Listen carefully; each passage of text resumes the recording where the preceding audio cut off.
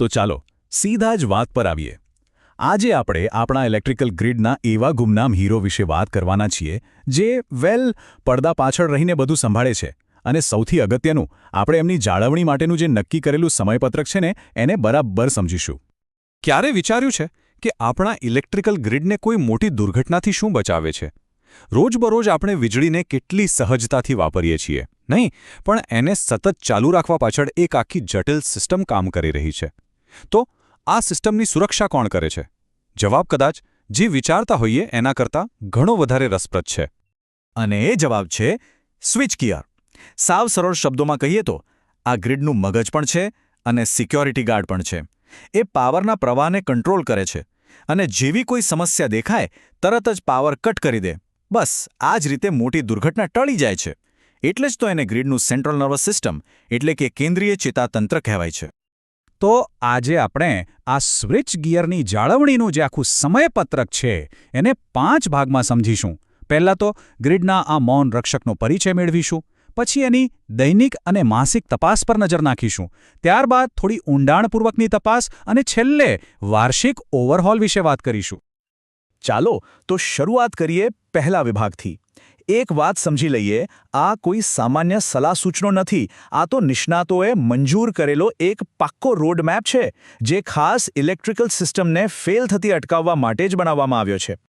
હવે જુઓ, આ સ્લાઇડમાં જે દસ્તાવેજ દેખાય છે ને એ જ આખી વાતનો આધાર છે. આ એક જ ટેબલ આપણને સ્વિચ ગિયરને એકદમ સુરક્ષિત અને કાર્યક્ષમ રાખવા માટેની બધી જ જરૂરી માહિતી આપી દેશે. આપણી આખી ચર્ચા આ જ સમયપત્રકની આસપાસ ફરવાની છે. તો ચાલો હવે વાત કરીએ એવા કામોની જે દરરોજ કરવાના હોય છે. આ દૈનિક તપાસો છે ને એ આખી જાળવણી સિસ્ટમનો પાયો છે એવું સમજી લો.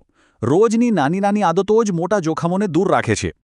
દરરોજ બસ 3 મુખ્ય કામ કરવાના હોય છે. પહેલું, આખી સિસ્ટમ પર એક નજર ફેરવી લેવી, કોઈ ખામી તો નથી ને? બીજું, ધૂળ અને ગંદકી સાફ કરવી, કારણ કે એ પણ મુશ્કેલી ઊભી કરી શકે છે. અને ત્રીજું, એની જે સહાયક સ્વિચો છે એ બરાબર કામ કરે છે કે નહીં એ ચેક કરવું. છે ને એકદમ સરળ, પણ એટલા જ અસરકારક પગલાં છે આ. અને આ ટેબલ બતાવે છે કે બરાબર શું કરવાનું છે. બસ નજરથી નિરીક્ષણ કરો, કંઈ ખામી દેખાય તો તરત જ જાણ કરો, ધૂળના કણો દેખાય તો સાફ કરો અને બધી સ્વિચો ચેક કરી લો. અહીં કોઈ અંદાજ લગાવવાની જરૂરત નથી, બધું એકદમ સ્પષ્ટ છે. ઓકે, તો દૈનિક તપાસ પછી હવે વારો છે માસિક સમીક્ષાનો. અહીંયા કામ ખાલી જોવાથી નથી ચાલતું. અહીંયા આપણે કેટલાક મહત્વના ભાગોની ખરેખર ચકાસણી કરવાની હોય છે. દર મહિને 4 મુખ્ય બાબતો પર ખાસ ધ્યાન આપવાનું હોય છે. પહેલું, શું બધા વાયરના કનેક્શન બરાબર ટાઈટ છે? બીજું, ઇન્સ્યુલેશનમાં ક્યાંય તિરાડ તો નથી ને, કારણ કે એનાથી શોર્ટ સર્કિટ થઈ શકે. ત્રીજું, ઇન્સ્યુલેશનની ગુણવત્તા ચકાસવા માટે એનો રેઝિસ્ટન્સ એટલે કે પ્રતિકાર માપવો. અને છેલ્લે, એનું જે બહારનું રક્ષણાત્મક કવચ છે એ સુરક્ષિત છે કે નહીં એ પાક્કું કરવું. અને ફરીથી આ સમયપત્રક આપણને બરાબર શું પગલાં લેવા એ પણ કહે છે. કનેક્શન ઢીલા લાગે તો તરત ટાઈટ કરી દો. ઇન્સ્યુલેશનમાં તિરાડ દેખાય તો એને બદલી નાખો. એટલે કે મૂળ વાત એ છે કે સમસ્યાને શોધીને તરત જ એનું નિરાકરણ લાવો. એ મોટી બને એની રાહ જોવાની જ નહીં. ચાલો હવે આપણે એવી તપાસ તરફ જઈએ જે રોજ કે દર મહિને નથી થતી, પણ એ વધારે યાંત્રિક બાબતો પર ધ્યાન કેન્દ્રિત કરે છે. આ એક પ્રકારની ઊંડાણપૂર્વકની તપાસ છે જે સ્વિચ ગિયરના મૂળભૂત કાર્યોને ચકાસે છે. દર 3 મહિને ફોકસ હોય છે કોન્ટેક્ટ્સ પર. આ એ ભાગ છે જે સર્કિટને જોડે છે અને તોડે છે. એટલે કે મુખ્ય કોન્ટેક્ટ્સને સાફ કરવા અને આઇસોલેટર કોન્ટેક્ટ્સમાં કોઈ નુકસાન તો નથી ને એ તપાસવું ખૂબ જ જરૂરી છે. કેમ કે આ જ તો એ ભાગો છે જે પાવરના પ્રવાહને સીધો કંટ્રોલ કરે છે. અને હવે વાત કરીએ 6 મહિનાની તપાસની. અહીં એક એવી વસ્તુ છે જેના પર ખાસ ધ્યાન આપવું પડે છે, અને એ છે SF6 ગેસનું દબાણ. તો સવાલ એ થાય કે ભાઈ આ ગેસ આટલો બધો મહત્વનો કેમ છે? એનું કારણ એ છે કે SF6 એટલે કે સલ્ફર હેક્ઝાફ્લોરાઇડ એક જોરદાર ઇલેક્ટ્રિકલ ઇન્સ્યુલેટર છે. એ સર્કિટ બ્રેકરની અંદર જે સ્પાર્ક કે આર્કિંગ થાય ને એને અટકાવે છે. અને જ્યાં હાઈ વોલ્ટેજ હોય ત્યાં આ કામ ખૂબ જ જરૂરી છે. એટલે જ તો દર 6 મહિને 3 મુખ્ય સિસ્ટમ તપાસવામાં આવે છે. પહેલું, સ્વિચ હાથેથી અને આપમેળે બંને રીતે બરાબર કામ કરે છે.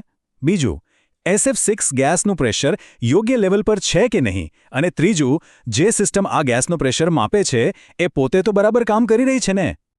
અને હવે આપણે આવી પહોંચ્યા છીએ જાળવણી ચક્રના છેલ્લા અને સૌથી મોટા તબક્કા પર, જે છે સંપૂર્ણ વાર્ષિક ઓવરહોલ. અને આને માત્ર એક તપાસ ન ગણતા. વાર્ષિક જાળવણીનો અર્થ છે આખી સિસ્ટમનું સંપૂર્ણ ઓવરહોલ. એવું સમજો કે આ સિસ્ટમના હેલ્થને સંપૂર્ણપણે રીસેટ કરવાની એક તક છે. જે પણ ઘસારો થયો હોય એને સુધારવાનો અને આખા સાધનને આવતા વર્ષ માટે તૈયાર કરવાનો આ સમય છે. તો આ આખા સમયપત્રક પાછળનો જે મુખ્ય વિચાર છે ને, એ આ સ્લાઇડ પર ખૂબ જ સરસ રીતે દેખાય છે. પસંદગી એકદમ સ્પષ્ટ છે. એક તરફ છે સક્રિય જાળવણી, જે સલામતી, વિશ્વસનીયતા અને ઓછો ખર્ચ આપે છે, અને બીજી તરફ છે પ્રતિક્રિયાશીલ સમારકામ, જેમાં ખતરો, કામકાજ બંધ રહેવાનો સમય અને મોટો ખર્ચ છે. આ શેડ્યુલ આપણને સાચી પસંદગી કરવામાં મદદ કરે છે.